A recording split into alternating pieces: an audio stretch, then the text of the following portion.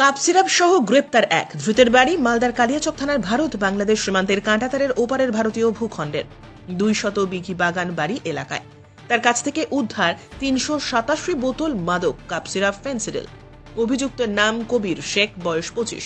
ভারত বাংলাদেশ সীমান্তের গোপালনগর শ্মশান এলাকার মধ্যবর্তী কাঁটাতারের ওপারের ভারতীয় ভূখণ্ডের গ্রাম 200 বিঘিতে। সে কাঁটাতারের ওপারে গ্রামে একাই থাকতো। পুলিশ সূত্রে আরও খবর, ওপারে থাকার উদ্দেশ্য একটাই ছিল, পাচার করা।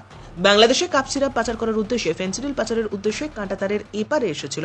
সেই সময় গোপন সূত্র মারফত খবর পেয়ে অভিযান চালিয়ে কালিয়াচক থানার পুলিশ হাতে নাতে তাকে ধরে ফেলে।